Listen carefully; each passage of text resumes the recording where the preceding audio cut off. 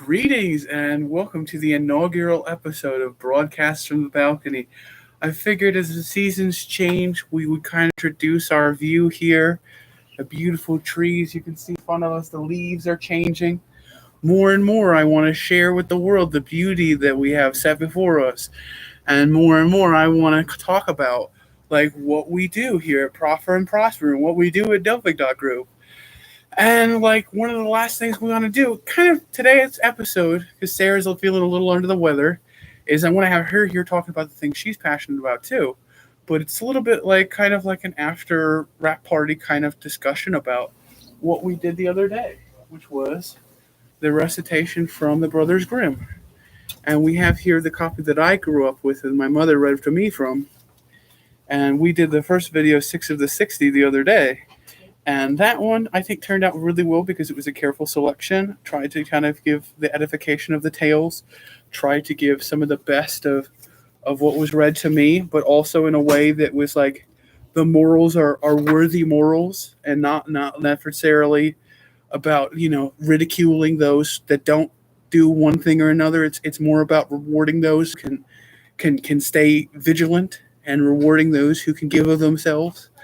And I figured I'd share some of these beautiful illustrations, the same as I used for the cover for these streaming videos of these beautiful Arthur Rackham did these illustrations. And I thought I'd share with you one of the color illustrations. And I figured what I would do is I would read to you from this edition, the first one in the recording in the video, but will come after we discuss it a bit and discuss why I chose the tales I did and why I chose to omit some of them. And some of them I recorded and I thought, oh, this is a grisly end for this character, or this is a bit crueler than it needed to be. So I just chose not to. Snowdrop and some of these ones came to mind, the Goose Girl. And so I recorded these and they're fun and there's good humor in them.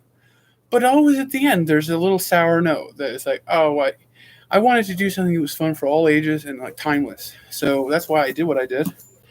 And I wanted to bring the vista that is before us into the celebration of it and kind of sit down and have a good time with it.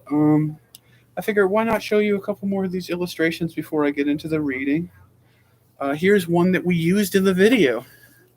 Here you go. You can see I thought it was one of the more striking ones. This one is about fishes. And you can see there, that's actually a pretty well, you gotta get the shine off of it a bit, but it's beautifully done.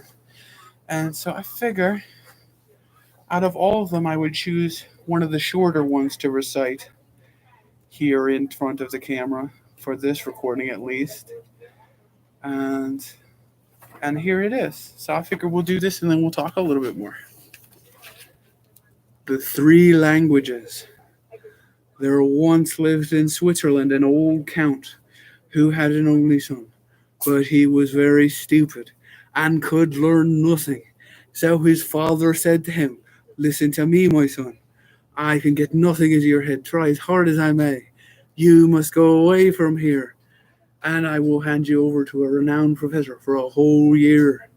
At the end of the year, he came home again, and his father asked, "Now, my son, what have you learnt?" "Father, I have learnt the language of dogs." "Mercy on us," cried his father. "Is that all you have learnt? I will send you again to another professor in a different town."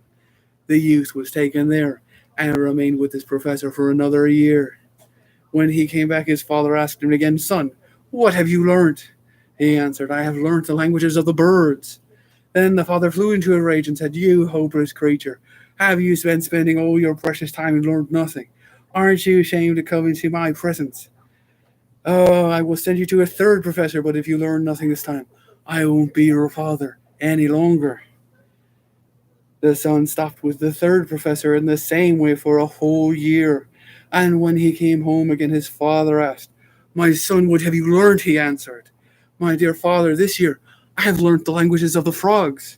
Thereupon his father flew into a fearful passion and said, "This creature is my son no longer. I turn him out of the house, and I command you to lead him into the forest and take his life."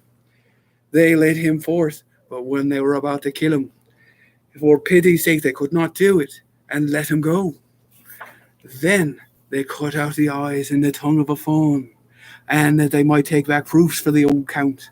The youth wandered about, and at length he came to a castle, where he begged for a night's lodging. Very well, said the lord of the castle. If you like, you can pay down there in the old tower if you may. But I warn you that you'll be at the risk of your life, for it is full of savage dogs. They bark and howl without ceasing, and at certain hours they must have a man thrown to them, or they will devour him at once. The whole noble herd was distressed by the scourge, but no one could do anything to remedy it.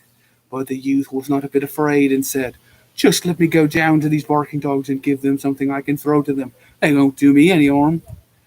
As he would have nothing else, they gave him some food for the savage dog and took him to the tower.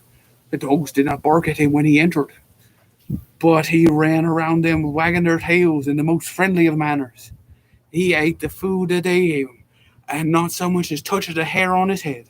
The next morning, to the surprise of everyone, he made his appearance again, and he said to the lord of the castle, "The dogs have revealed to me in their own language why they live there, and they bring mischief to their country.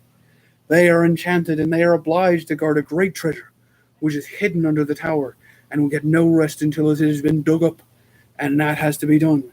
That is all that I have learnt from them." Everyone that heard this was delighted, for the lord of the castle said he would adopt him as a son if he accomplished his task. He went down to the tower again as if he knew how to set to work, and he brought out a chest full of gold. The howling of the savage dogs was from that time heard no more. They entirely disappeared, and the country was delivered from the scourge. After a time, he took it in his head to go to Rome.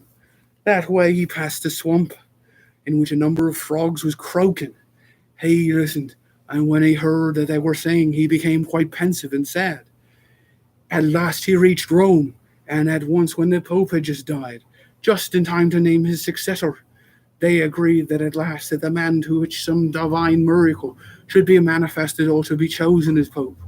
Just as they had come to this decision, the young count entered the church, and suddenly 2 snow-white doves flew down and sliced on his shoulders. The clergy recognized him as a sign from heaven, and asked him on the spot whether he would be Pope. He was undecided, but he knew whether or not he was worthy of the post. But the doves told him he might accept it, and at last he said, "Yes." Thereupon he was anointed and consecrated, and so fulfilled what he had heard from the frogs on the way, which had disturbed him so much, namely, that he should become Pope. Then he had to chant Mass, and did not know one word of it. But the 2 doves sat upon his shoulders and whispered it to him. Anyhow, I thought that tale was hilarious and one of my favorites, and I wanted to put it right up in front of all the videos because, and I had a reason and a theory about why I chose the sequence I did for those Grimm's fairy tales, and it was because I wanted to put the ones I had more enthusiasm for, the ones who had the messages that I thought were the finest messages, first. And so it's like, for all of those who might be triggered by a message like, "Oh, a father that will ridicule their son for knowing not," when they really did try and learn something interesting, I wanted people to have some kind of a memory of, oh, well, if somebody's critical to me and ridicules me for a reason that's not relevant, I can kind of remember how stupid this old dumb father sounded when he ridiculed his son for learning something that he didn't think was relevant. So I wanted to kind of celebrate that because it was a very forward-thinking message. These tales are from hundreds of years ago, and oftentimes people were far crueler. And then the second of the tales I wanted to talk about is not in this book.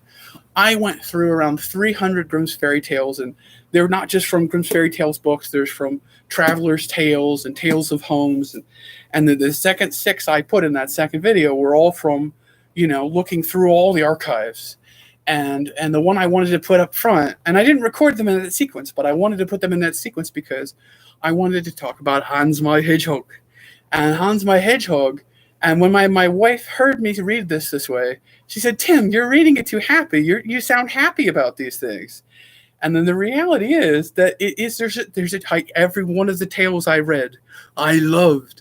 And I loved them because of the messages. And it's like a lot of these, the ones I chose, the Grimm's fairy tales is criticized for being misogynistic. It's criticized for being overly violent and overly cruel with the ends of the characters, and I wanted it to be, where it was like, yeah, okay, some people get their comeuppance, but in none of these tales is it traumatized in the ending of it. It's always a good reason why the people prosper. There were some of them I read. There was a Chanticleer one I read, sounded beautiful. But the trouble with it is it had no moral. It was just senseless violence for no reason. And that's why I didn't really include it in those tales that I shared. But what I will say is, so back to Hans my Hedgehog. Hans my Hedgehog is critical because it's about somebody who wasn't wanted. Ultimately, it is almost like one of those things that I think could have been a big one, like Snow White. I think we could have had little plush Hans my Hedgehogs roaming around on their little rooster with their little bagpipes. If only the right storyteller had animated that so fancifully. It's a charming tale, it's heartwarming, and even the initial beginning of it, where it's like, I will have a son even if he is a hedgehog. It's hilarious, and the notion that now you have cursed us, and the only name we could give him is Hans my Hedgehog. It's ridiculous, and I love it. And then it's a story ultimately about loving what you're given, and accepting whatever the consequences are, and living happy no matter what. And in the end, he wins, and nobody's really punished for it. And I like when, in the end, after the mother kind of rags on Hans my Hedgehog, she's not mentioned again. The father takes him and he puts him behind the stove for 8 long years. And the first time he ever has any agency, he's like, Father, bring me some bagpipes and shod my rooster, for so I must away. And I just think, isn't that the way we should? It's a good message for those that are like that, just to be like, no matter what, be indomitable spirit. As the light fades before our eyes, and as we can see the trees, and my face not so better, I would say we'll bid you adieu. And this one, I'm going to shamelessly. This is the crux of this. Is an after party for the Brothers Grimm and talking about why I chose what I chose. The Old Woman in the Woods is another one that wasn't in this book, and the reason why I chose it was because there are real people that get into that scenario and they never anticipate it. And the advice that story gives is that sometimes to be disobedient in a circumstance where that little old lady did her no wrong, she ran in and stole that ring. And she did it even though the old lady seemed to be nice. But she did it because her savior told her to.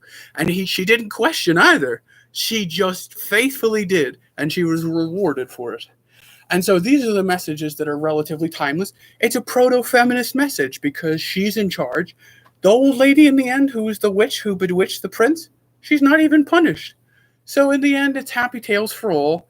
And it's less, and I feel like that one especially is worthy of your attention. That and Hans my Hedgehog and the 2 languages and some of these others, every single one I collected, I thought, these are the ones to preserve. And these are the ones to unite under the banner of good tales to edify and to delight.